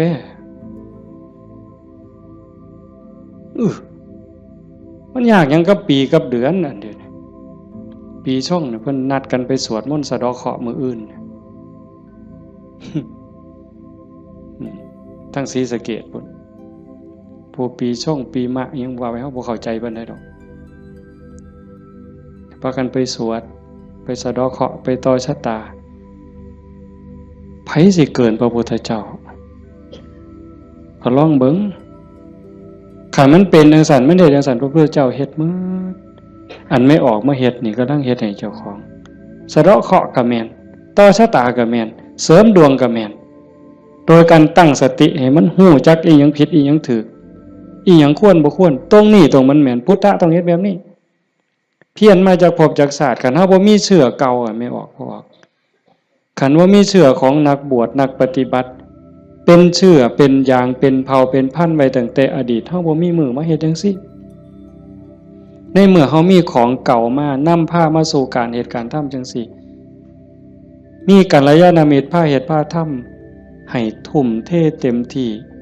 ถือว่าโอกาสได้เกิดมาเป็นมนุษย์ได้พบพระพุทธศาสนามีสติปัญญาหูดีหูชั่วหูผิดหูถูกยังมีสติหูอยู่จังสิเฮ็ดเต็มที่ก่อนมันสิหมดเวลาแล้วอย่าคิดว่าเจ้าของซ่าเด้ไม่ออกญาติโยมอย่าคิดว่าเฮาสิเฮ็ดบ่ทันตราบใดลมหายใจยังมีอยู่สติสัมปชัญญะยังหูผิดหูถูกเพิ่นว่าเฮามีโอกาสจนลมหายใจสุดท้ายจนลมหายใจสุดท้ายยิ่งเฮาฟังเทศน์ฟังธรรมอยู่บ่อยๆอยู่ประจำบัดจนหอดเฮาเจ็บเฮาป่วยเฮาใจสิขาดสิล้มสิตายสิ่งที่เฮาฝึกมาตลอดชีวิตทบทวนมาตลอดชีวิตหอดเวลานั้นมันจะว่างแม่นบ่แม่นก็แล้วแต่สิว่างว่ามันเอาบ่ได้แล้วร่างกายบ่แม่นของเฮาสังขารบ่แม่นของเฮาสรรพสิ่งในโลกบ่แม่นของเฮาดินดอนตอนหญ้าบ่แม่นของเฮาแม้แต่สังขารร่างกายก็สิถิ่มอยู่ไว้ๆนี่ว่างเด้ปล่อยเด้ตัวอย่างที่อาตมาได้พบมาญาติธรรมวันที่9 พฤศจิกาอาตมาว่าจะพาไปสวดมนต์ที่พระใหญ่อำเภอเขืองในเพิ่นนิมนต์ไปเทศน์ก็เลยประกาศชวนญาติชวนโยมไปญาติธรรมกลุ่มหนึ่งผู้เฒ่าหน่อยที่สุดก็60แต่ส่วนใหญ่70ขึ้นไปเกิดอุบัติเหตุโยมอาจจะได้ยินข่าวอยู่ว่าจักรถสิเลี้ยวเข้าพระใหญ่เขิมเพื่อเขืองในเลี้ยวก็ไป2ขั้นขั้นหน้าไปติดหลุมสิลงจากทางลาดยางมันมีหลุมก็คอยหยอดขั้นหน้าคอยหยอดขั้นหลังก็จอดนิ่งๆรถวัดป่าใหญ่เมืองอุบลแล่นมาต่ำเข้าเต็มลำหลังหัวเก่งนั่นคนอยู่ทั้งหลังนี่7อยู่ทั้งหน้า2คนทั้งหน้า2บ่เป็นหยังแต่อยู่ทั้งหลัง7คนนี่ฟ้องลงรถตาย3บาดเจ็บหนัก4เป็นจังไดพวกผู้เฒ่าทั้งหมดนี่ว่าชีวิตเฮาอันนี้เพิ่นเว้าก่อนเป็นได้เว้ามาเรื่อยๆดอกบ่แม่นเว้ามื้อนั้นเว้าเรื่อยๆเว้าตลอดถ้าเฮาได้เข้าวัดเข้าว่าได้ปฏิบัติเป็นนักรบตายในสนามรบตายยามใดก็บ่ย้านยิ่งไปเฮ็ดบุญตายแห่งได้ดีว่าจังซี่เลยเด้ตายก็ตายไปแต่ว่าซุ่มยั่งนี่กระดูกโค้งหักแขนหักกระดูกสันหลังเคลื่อนกระดูกต้นข้อเคลื่อนขาหลุดโบกแม่นหมด2คนหนึ่งนี่หมอเขาว่าเป็นอัมพาตตลอดชีวิตซอยเหลือเจ้าของบ่ได้อาตมาก็ออกมาบ่ได้เทศน์นำสนอกได้ยินข่าวอาตมาไปนั่งลงปุ๊บก็เสียงหวอรถดังเลยพอได้ยินข่าวว่าเป็นญาติที่ทำก็แต่ตามเขามาโรงพยาบาลเขืองในพอแต่ไปหอดแม่ใหญ่นึงเขามาอุบลก็หลายแล้วแต่แม่ใหญ่นึงนอนอยู่ก็เจ็บแขนหักหน้านี่ลอกหมดเลือดแดงพอแต่เห็นโอ้ยอาจารย์แขวหักเพิ่นว่าแขวเสียไปซ้ำเพิ่นว่าโอ้ยสร้างมันตัวใหญ่บ่ได้ซื้อเพราะบาดดอกแขวเพิ่นว่าเราก็ยังดีใจอยู่เด้หลานหน่อยไปนำหลานอาตมาไปนำ2คนจับมือยายแน่มันหนาวมันสิไปทั้งเพิ่นแล้วนะมันหนาวจับมือยายแน่ให้ยายอุ่นแน่ให้ยายอุ่นแน่เด็กน้อยก็จับผู้คนก็บ่ฮู้เรื่องสลบไปบัดพ่อใหญ่นึงบัดกระดูกหักเขาก็คิดว่าแอวหักอาตมาก็คิดยากหมอเขาก็มาจับนี่เขาก็เพื่อทดสอบว่าเป็นหยัง มาสุดท้ายเขาก็ว่าแอวหักกระดูกหักธรรมาก็โอ้ยตารู้ตนผู้เฒ่าเราก็ถามหาเมียเนาะครูนั่นโยมบ้านฟังเพศอาจจะเห็นพ่อใหญ่ผู้ดำๆมันเพิ่นสิเป็นครูแต่ถ้ามาเอิ้นแต่เทวดาตาบ่เห็นห่วงดอกผู้เฒ่าขี่รถมาเกือบ20กิโลรถซาเล้งเพิ่นมานั่นเพิ่นก็ถามหาเมียเพิ่นอาตมาก็บ่ได้ปากดอกแต่หมอไปนำนั่นเพิ่นเว้าก่อนยายเพิ่นก็ถามหาตาอยู่จริงๆเขาไปอุบลตายก่อนหมู่ยายนั่นหมองหมอนเป็นตะเงิดหลายบัดนะอาตมาเยี่ยมอยู่โรงพยาบาลสรรพสิทธิ์ไปเยี่ยมเฒ่าผู้ชายหันก่อนโอ้ยอาจารย์บ่แม่นของเฮาจักอย่างเพิ่นว่าเด้บ่แม่นของเฮาจักอย่างบอกบ่ให้เจ็บมันก็เจ็บมันอยากเป็นหยังมันก็เป็นบ่แม่นของเฮาจังแม่นน้อเพิ่นว่าหลงว่าของเจ้าของมาตั้งโดนอันนี้ก็ตัวนึงหลังจากนั้นมาเยี่ยมแม่ใหญ่ผู้กระดูกข้อเคลื่อนกระดูกสันหลังเคลื่อนอันนี้หมอก็ว่าเป็นอัมพาตตลอดชีวิตบัดนี้ถ้ามาฮอดแล้วเว้าแม่ใหญ่นี่แล้วเว้าอีหลีน่ะเว้าแผ่วๆๆๆเสียงดังเว้าแต่กรรมฐานแล้วเว้าหยังดอกโอ้ยบ่ย้านจักหน่อยอาจารย์เพิ่นว่าลูกศิษย์อาจารย์ใหญ่วัดโน่นกุลมบ่ย้านเพิ่นว่านั่งสมาธิ6ชั่วโมง9ชั่วโมงสำบายตายก็ดีมันสิได้เศร้าเจ็บเศร้ามีแห้งเพิ่นว่าแต่ว่าเราหลับไปยามใดวึบไปยามใดเราว่าขาวอักลากนี่มองเราอุ่นคือมันสิใจขาดหลับไปยามใดปุ๊บสินคนใส่ชุดขาวเต็มอยู่ตลอดนี่คือนิมิตดีเด้คันตายในขณะนี้นี่สวรรค์เขาเอาเราไปแทบแต่ว่าเราปฏิบัติตลอดที่จริงเขาให้เราอยู่ห้องผู้เดียวเป็นห้องอันตรายแล้วผมว่าโอ้ยดีแห้งอาจารย์เขาให้อยู่ผู้เดียวบ่มีผู้ใดมากวนปฏิบัติภาวนาเมิดขึ้นเพิ่นว่าอันบ่ฮู้ทิพย์เด้นั่นเจ้าของนั่นอันตรายที่สุดเพิ่นว่าเพิ่นสำบายไม่มีผู้ใดมากวนเพิ่นนั่นบัดเอาไปเอามาภาวนาตลอดอยู่โรงพยาบาลตลอดย่างได้ซุมื้อหมอว่าสิเป็นอัมพาตตลอดถึง2เท่านี่ตลอดชีวิตเลยซอยเหลือตัวเองบ่ได้แท้เดี๋ยวนี้ย่างได้ถึง2คนเห็นบ่มองอัศจรรย์หลายพ่อใหญ่เข็มนี่แม่ใหญ่ต้องค้ำเมียตายพ่อใหญ่ต้องเข็มพ่อใหญ่เข็มนี่คือทรมานตอนนี้ก็ย่างแล้วโยมแม่ใหญ่สวัสดิ์น้องสาวนั่นตายแล้วอีกผู้หนึ่งถ้ามาจื้อบ่ได้ตายบ่เอาเรื่องกับรถถือว่าเป็นกรรมเป็นเวรเป็นสิ่งที่เกี่ยวเนื่องกันมาใครแม่นเฮาสิว่าแนวใดมองอาตมาเงิดอ่อนซ่อนใจคนน่ะขอบ3ครอบครัวนี่ผู้หนึงเจ็บสาหัสผู้หนึงตายนี่บ่เอาเรื่องกับรถบ่เอาเรื่องกับครูกรณีถือว่าเป็นเรื่องของบาปของบุญเป็นเรื่องของวัฏสงสารให้แล้วต่อกันเขาก็บ่อยากมาซ่อนเขาก็บ่อยากพาเฮาไปตายนี่มองว่าคุณภาพของธรรมะมองเข้าใจธรรมะมันเฮ็ดใจได้ขนาดนั้นคักบ่มื้อนี้แม่ใหญ่นึงผู้เตรียมเนี่ยเผาไปวาง 2-3 มื้ออายุ89ปี7 เดือนผู้หญิงเด้เลี้ยงลูกเมียใหม่ผัวเพิ่นไปมีเมียใหม่เพิ่นบ่เครียดเมียใหม่ออกลูกเพิ่นเอามาเลี้ยงพร้อมเอาไม่ออกเฮ็ดได้บ่ นี่คือน้ำใจคนนะแม่ใหญ่นี่เราปฏิบัติธรรมอยู่นำครูบาอาจารย์มาตลอดลูกเราดีหมดทุกคนเป็นหมอ2เป็นครูผู้หนึ่งเป็นเจ้าหน้าก็มีอยู่2คนแต่ว่าหม่องอัศจรรย์คือเราปฏิบัติตลอด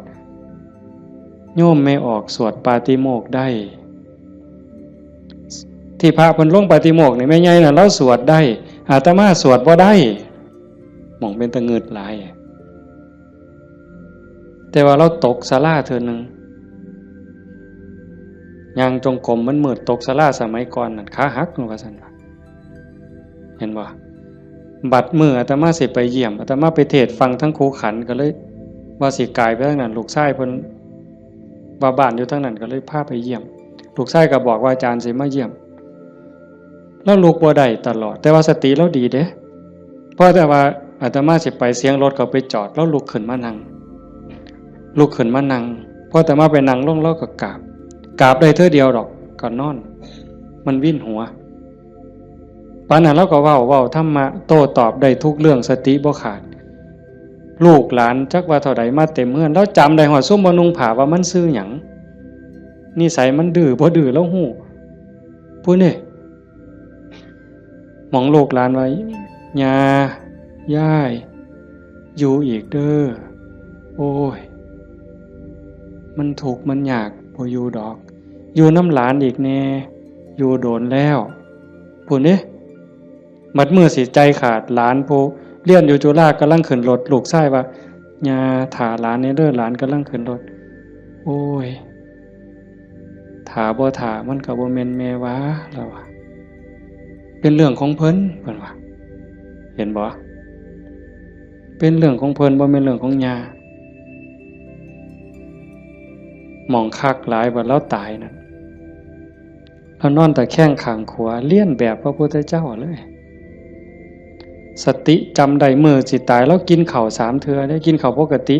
เว้าได้ปกติเพียงแต่ว่านอนไปแล้วก็มาหลับเอาตอนมาดับไปตอนตีสี่คนตายลูกนี่เป็นหมอ2แล้วก็หลานเป็นหมออีกผู้นึงมันบ่เข้าในทฤษฎีอะโยมพวกนี้อยู่นำคนตายมาตลอดลูกหลานสาวอยู่ห้องชันสูตรพลิกศพพร้อมคนตายเขาพิสูจน์ว่ามันจะเย็นไม่ไงนี่แล้วอุ่นบัดเนี่ยตายไปแล้วจากตีสี่กลัวจนหอด5 โมงเช้าเยาเขาลงแล้วยังอุ่นอยู่แต่เฮ็ดจังได๋บ่ได้เพิ่นก็ลูกชายเพิ่นก็โทรมาถามอาจารย์สิว่าแนวใดแต่มาเลยว่าบ่ต้องฉีดยาเด้อสิฟื้นหรือบ่ฟื้นเฮาบ่คิดดอกแต่ว่าบ่ต้องฉีดยาก็บ่ฉีดอยู่จักมื้อหลายมื้อเติบ4-5 คืนพุ่นล่ะแต่มาก็บ่เจอบัดฮอดมื้อสิเผาบัดเนี่ยลูกชายเพิ่นก็โทรมาถามประมาณ3 โมงกว่าเนี่ยอาจารย์เฮ็ดจังได๋บัดเทื่อเปิดโลงออกมานี่หาแม่ยังอุ่นอยู่คือเก่าเนี่ยสิเฮ็ดแนวใดเพิ่นว่าโอ้ตมาก็บอกบ่ถูกดอกโยมไขเบิ่งซะก่อนว่าซั่นแต่ว่าใส่เพิ่นใส่ตู้โรงเย็นอยู่แต่มันเย็นทั้งหลังนั่นน่ะตมาก็เลยว่าเอากันจัก4 โมงก็จังถอดปลั๊กออกเบิ่งเด้อถอดปลั๊กออกเบิ่งเพื่อให้มันปรับสภาพเพราะว่าตัวเย็นนี่มันอาจจะเป็นจากเครื่องใส่ไฟฟ้าหอดประมาณเฮาจะออกประมาณบ่ายโมงก็หากะลามันอุ่นมันยังอยู่ก็จังว่ากันอีกเทื่อนึงบัดสุดท้ายก็แม่นหมดอยู่ดอกเพิ่นว่าอาจารย์ประมาณเที่ยงนี่เพิ่นโทรมาก็บ่เย็นปานใดแต่ว่าย้ายบ่แข็งเพิ่นว่าเย็นอยู่แต่ว่ามันบ่แข็งคือทั่วไปคันจังซี่ก็หมดไปตามธรรมชาติก็เฮ็ดไปเด้อคือที่เว้าให้โยมฟังนี่หมายความว่าอย่าให้เราปฏิบัติมาตลอดจิตใจเราดีเรางามบ่เคยด่าไผจักเทื่อลูกว่าลูกเมียใหม่เขาผัวก็อยู่นำเมียใหม่นี่เอาลูกมาเลี้ยงแล้วก็ป้อนข้าวทอกันนี่เลี้ยงซ่ากันป้อนปลาป้อนข้าวก็บ่ให้ลูกเจ้าของคำใหญ่กลัวเด้คำทอกันอาบน้ำให้ก็คือกันสอนก็คือกันฮักทอกันใจคนน่ะมันจังว่าคันมันได้ฝึกได้ฝนมันมีธรรมมันก็สุดยอดอยู่นี่โยมพ่อใหญ่พาเฮาประพฤติปฏิบัติเฮ็ดงานจังซี่เฮามาประพฤติปฏิบัติสูงสุดก็เพื่อยกจิตยกใจเด้อสรุปตรงนี้เด้อบุญนั่นเป็นของตายจังได๋เฮาก็ได้เต็มที่อยู่แล้วแต่สิ่งสำคัญน่ะให้ยกจิตยกใจเจ้าของให้มันสูงขึ้นจากอำนาจของความโลภความโกรธความหลงความอิจฉาริษยาอาฆาตพยาบาทจองเว้นน้อยเนื้อต่ำใจเฮาสิเอาชนะมันได้เฮาสิสูงขึ้นกว่าอำนาจของกิเลสได้ย้อนโยมสังเกตใจเจ้าของย่ามตาเห็นหูได้ยินจมูกได้กินลิ้นได้รสท่านเฝ้าไปเสือมันอย่าไปหักไปสร้างน้ำมันนิ่งแล้วสังเกตความรู้สึก สังเกตความคิดสังเกตความรู้สึกคันมันเอียงไปทั้งโลภหลายก็บอกว่าเจ้าของนั้นขี้โลภหลายอยู่คอยทอนออกหัดบริจาคหัดแบ่งหัดปันคันมันโกรธหลายเห็นอันใดผิดหูผิดตาแล้วงุดงิดหนหวยขึ้นเป็นตาสร้างขึ้นมาหูจากมันปรับแล้วก็หูจากเมตตาเขาก็คือเฮานั่นล่ะเขาบ่ทันหูเขาจึงเป็นจังซั่นหูจักให้อภัยฝึกไปคอยยกระดับดวงจิตขึ้นมาให้เข้าใจว่าพระพุทธเจ้าบ่ได้สอนให้เฮาทุกข์พระพุทธศาสนาสอนให้เฮาพ้นทุกข์โกรธก็คือทุกข์โลภก็คือทุกข์หลงก็คือทุกข์เป็นเหตุให้ทุกข์เฮาก็ต้องดับเหตุมันเฮ็ดให้จิตใจเป็นกลางๆฮักผู้อื่นคือฮักเจ้าของหวังดีต่อผู้อื่นคือหวังดีต่อเจ้าของนั่นจิตใจเฮาจะดีขึ้นงามขึ้นมื้อนี้สมควรแก่การเวลาใส่เวลามาหลายเติบชั่วโมงหนึ่งกับ40กว่านาทีเนาะสมควรแก่การเวลาท้ายที่สุดก็ขออนุโมทนาสาธุกับญาติโยมผู้เป็นเจ้าภาพผู้เป็นเจ้าของสถานที่และก็ญาติธรรมที่มาจากที่ไกลมาร่วมประพฤติปฏิบัติบำเพ็ญบุญบำเพ็ญกุศลยกระดับดวงจิตดวงใจของเจ้าของให้สูงขึ้นงามขึ้นท้ายที่สุดก็ขอรัตนะอ้างอิงเอาอำนาจแห่งคุณพระศรีรัตนตรัยคุณของพระพุทธเจ้าพระธรรมพระสงฆ์และอำนาจแห่งบุญกุศลคุณงามความดีที่มีทั้งหมดทั้งมวลในสากลและจักรวาลจงหลอมร่วมเป็นตบะเป็นเดชะเป็นพลวะปัจจัยอำนวยหนุนส่งให้ญาติโยมสุขสุคนจงเป็นผู้แกล้วกล้าอาจหาญร่าเริงในการสร้างบุญสร้างกุศลสร้างคุณงามความดีให้ยิ่งขึ้นไปให้เป็นผู้เจริญงอกงามในจตุรพิธพรชัยคืออายุวันนะสุขภละปฏิภาณธรรมสารสมบัติให้เป็นผู้มีสัมมาทิฏฐิมีโอกาสประพฤติธรรมปฏิบัติธรรมให้ได้เข้าถึงธรรมที่บ่ท่านได้เข้าถึงได้หูแจ้งธรรมที่บ่ท่านได้หูแจ้งจนสามารถนำตนให้พ้นทุกข์ปรารถนาสิ่งหนึ่งประการใดหากเป็นไปโดยชอบประกอบโดยธรรมก็ขอให้ความหวังความปรารถนานั้นจงสำเร็จทุกประการมีความสุขกายสุขใจโดยทั่วกันทุกท่านทุกคนเทอญ